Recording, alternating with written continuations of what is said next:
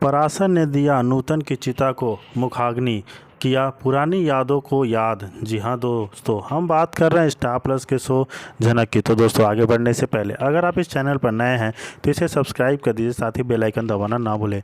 Video अच्छा लगे तो इसे लाइक ज़रूर कीजिएगा। चलिए आगे बढ़ते हैं दोस्तों।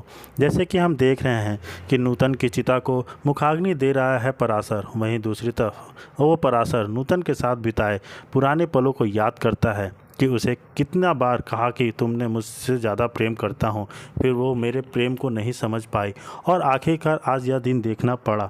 मैंने दूसरी शादी भी नहीं की और कभी ना कभी सोचा कि मैं दूसरी शादी करूँगा। फिर आगे जो है सारे क्रियाकलाप वहाँ पर करते हैं और पराशर जो है वहाँ का सारा कुछ अंतिम संस्कार करके वहाँ से निकलने की बात करता है। इधर तभी ऋषि कह देता है कि मेरा एक कहाना है, न कि जिनकी जिम्मेदारी चाहती थी वह उठा नहीं, उसके पीछे बड़ा रीज़न है और आप लोगों के साथ और अभी शेयर नहीं करना चाहता हूँ। धीरे धीरे समय आने पर ना सब सच्चाई आपके सामने हो जाएगी और समझ लीजिए कि अगर उसकी माँ जीवित रह गई तो बात अलग है, नहीं रही तो इसी घर में रहेगी। और ऐसे में परिवार का जो माहौल है काफ़ी ज़्यादा ख़राब हो चुका है और ऋषि की माँ बार बार यह कहती है कि बेटा तू बावला हो गया है क्या, ऐसी अटपटांग सी बातें क्यों कर रहा है आजकल तुम्हारा न लगता है कि सोचने समझने की क्षमता खत्म हो चुकी है। बट मुखिया जी उसको थोड़ा सा हिम्मत देते हैं। उसकी माँ जो है कुछ कह देती रही होती है, बट मुखिया जी वहाँ पर टपक पड़ते हैं और कहते हैं आखिर गलत ये क्या कर रहा है, और वो लड़की यहाँ पर रहना चाहती है तो रहने दो ना। उसकी माँ कहती है कि नहीं, अगर वह लड़की रहेगी तो जिद कर रही है रहेगी, बट नौकरानी बनकर उसको यहाँ पर रहना पड़ेगा। मुखिया जी साफ साफ मना करते हैं और नौकरानी नहीं बल्कि वह हम लोगों जैसा सदस्य, परिवार का सदस्य बनकर रहेगी। ऐसे में ऋषि कुछ सोच ही नहीं रहा होता है, तभी उसके मोबाइल पर फ़ोन आ जाता है और सर का पता चल जाता है कि अब जो है नूतन नहीं रही। यह सुनने के बाद यहाँ पर ऋषि के होश उड़ जाते हैं और आखिर परिवार का माहौल अलग सा बन जाता है। इधर आपको आने वाले एपिसोड में दिखाया जाएगा कि आखिरकार फूल को पता चल जाता है कि उसकी मां नहीं रही। वो काफ़ी ज़्यादा गुस्सा करती है ऋषि के ऊपर, बट ऋषि आखिर बेचारा क्या करेगा। तो जी हाँ दोस्तों, वहीं दूसरी तरफ ऋषि फूल की जिम्मेदारी नूतन के जाने के बाद फूल की पूरी जिम्मेदारी ऋषि उठाने के लिए तैयार रहे और घर में एक अलग सा माहौल बन गया है। जी हाँ दोस्तों, जब नूतन नहीं रही यह खबर मिल जाता है ऋषि को। ऐसे में वह काफ़ी ज़्यादा घबराया हुआ होता है और जो परिवार वालों को सामने वो फूल को जहाँ पर इधर घर में रहने के लिए सारी जिम्मेदारी उठाने के लिए तैयार हो जाता है।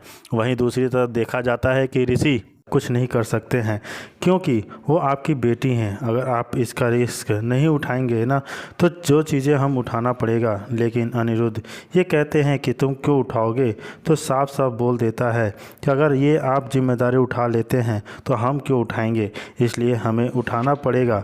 जी हाँ दोस्तों, मजबूरन आप आपने स्वीकार किए कि आपकी बेटी है। अगर आपने पहले इज्जत दी होती तो इसे स्वीकारा होता तो शायद आज ये नौबत नहीं आती। जहाँ पर झनक साफ साफ ये कह देती है कि देखो ऋषि, जैसे मैं कह रहा हूँ वैसे करो, नहीं तो फिर ऋषि कहता है नहीं तो क्या मतलब ये। तभी वो न जाने वहाँ कहाँ से चिट्ठी छीन लेता है अनिरुद्ध के हाथों से ऋषि और कहता है यह आपके लायक नहीं है, क्योंकि आप जो हैं जब उसको एक्सेप्ट नहीं कर रहे हैं तो ये चिट्ठी आप रख के क्या करेंगे। जहां अंदर हो जाता है शक कि ऋषि कहीं बड़ा गड़बड़ बवंडर ना खड़ा कर दे, क्योंकि ऋषि के हाथ में वो चिट्ठी लगी है, वो कुछ भी कर सकता है। अमृता को जो अनिरुद्ध को आज भी काफ़ी ज़्यादा डर लगता हुआ है कि दूसरी तरफ जहाँ पर नूतन बहुत ज़्यादा हालत ख़राब रहती है। प्रसर उसे बार बार विनती करता है कि मैं तुमसे बहुत ज़्यादा प्यार करता हूँ और मैंने ज़िंदगी में कभी किसी से नहीं किया, लेकिन तुमसे सच्चा वाला प्यार किया है।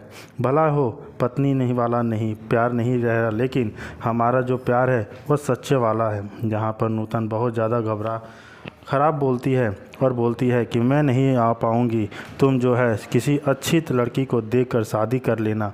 तभी यहाँ पर पराशर को थोड़ा सा लगता है कि इसको गर्मी लग रही है, क्योंकि हाफ चढ़ रहा था और वो हाँफ रही थी। सभी को बाहर भेज देता है पराशर और लोगों को आपस में बातें कर रहे होते हैं, जहाँ बातें इस तरह की बढ़ जाती है कि नूतन आखिरी सांस तक यह कहती है कि पराशर आप बहुत ही अच्छे हैं और आप जो एक अच्छी लड़की देखकर शादी कर लीजिएगा। हमारे मरने के बाद, और आपने बहुत ज़्यादा कष्ट किए हैं। आप भले ही भी हमारी पत्नी मान चुके हैं, लेकिन हम आपको नहीं मान सकते अपना पति के साथ। जी हाँ दोस्तों, लेकिन हाँ, हम यह कहते हैं कि आपको जिस तरह से मैंने सपोर्ट किया है, बस ऐसा कीजिएगा कि हमसे अच्छा बेहतर आपका ख्याल रख सके। मैंने आपका ख्याल नहीं रखा अच्छे से। जहाँ पर पराशर यह बोलता है, नहीं नूतन, मैं तो तुम्हें देखकर ही खुश हो जाता हूँ। जैसे ही तुमको देखता हूँ मेरे दिल को सुकून मिलता है। तुम ऐसी वैसी बातें प्लीज़ ना बोलाओ तो ही अच्छा हो रहेगा। दूसरी तरफ ये हाई वोल्टेज ड्रामा चल रहा होता है ऋषि के घर में, क्योंकि ऋषि हॉस्पिटल के लिए आया है ताकि सब राय सलाह ले सके। आखिरकार फूल के साथ क्या करना है, घर में साजिश। जो लोग फूल का नाम सुनते हैं और ज़्यादा गुस्सा होने लगते हैं, कहते हैं कि ऐसे में बताओ कि वह लड़की यहाँ पे एक दिन भी ठीक हो जाए तो यहाँ पे कैसे रहेगी। गांव भेज दिया जाएगा उसको। जहाँ पर इसकी माँ उसे पूछती है, लेकिन ऋषि यह बोलता है कि वह ठीक हो जाएगी तो उसे घर कैसे भेज दूंगा, उसकी माँ की तबीयत खराब है, उसके पिताजी वहाँ नहीं हैं, वो बाहर गए हुए हैं, तो ऐसे में हम उसको कैसे भेज सकते हैं। लेकिन सभी की बातें जो ना अलग अलग होती हैं। ऋषि उसी बीच यह कह देता है कि अगर उसकी माँ की तबीयत ठीक नहीं रही तो फूल इसी घर में रहेगी। लेकिन मुखिया जी को काफ़ी ज़्यादा खुशी फील होती है कि ऋषि आज यह बात सुनकर, ऋषि की बात सुनकर मुखिया जी बहुत ज़्यादा खुश हो जाते हैं। इधर पराशर बस बहुत ज़्यादा रो रहा होता है, क्योंकि नूतन की बातें उसे चुभती हैं कांटे की तरह। उसका कहना है कि नहीं, तुम्हें मतलब ज़िंदा रहना होगा देखने के लिए। आपकी जो बेटी है वह डॉक्टर बनने, क्योंकि नूतन यह चाहती है कि मेरी बेटी डॉक्टर बने और यहाँ पर डॉक्टर की बहुत ज़रूरत है, ऐसा सेवा करे। पराशर कहता है उसे बनाऊंगा, लेकिन तुम रहोगी तब तो देखोगी। जहाँ पर दूसरी तरफ ऋषि साफ साफ बोल दिया कि अगर फूल ठीक भी हो जाती है तो इसी घर में हमारे साथ रहेगी, क्योंकि मैंने उसे वादा किया है। घर वालों को नाराज़ होते मुखिया जी कहते हैं, क्यों, क्या दिक्कत है उसको इस घर में रहने के लिए। लेकिन घर वाले ये कहते हैं कि वह किस हक से यहाँ रहेगी। जहाँ पर ऋषि सबका मुंह तोड़ जवाब देते हुए कहता है, हमने वादा किया है कि अगर उसकी वो नहीं उठती तो उसकी जिम्मेदारी हम उठाएंगे। इधर जो नूतन है वह शायद आखिरी सांस में पराशर से बातें कर रही हैं, वादा करवाती है, प्लीज़ मुझसे वादा कीजिए, मेरी बात को आप वादा निभाइएगा। इधर घर में अभिमन्यु बाकी सभी लोग बहुत ज़्यादा गुस्से हो रहे होते हैं कि तुम ऐसा कुछ नहीं करोगे, उसकी जिम्मेदारी नहीं उठाओगे। लेकिन इसी बीच जो है कि ऋषि जिस तरह से बातें ऋषि के मुंह से निकल जाता है, शक हो जाता है मुखिया जी को कि क्या तुमको उसके पिताजी के बारे में पता चल गया है। लेकिन इधर जो है अब नूतन आखिरी सांसें गिन रही होती हैं। वादा जो नहीं कर पाता है पराशर, लेकिन बार बार रिक्वेस्ट करती है, प्लीज़ मुझसे वादा करो, मेरी बेटी को डॉक्टर बनाओगे, आप शादी कर लोगे। लेकिन पराशर वादा नहीं कर पाता, क्योंकि उसके इतना हिम्मत नहीं है वादा कर सके।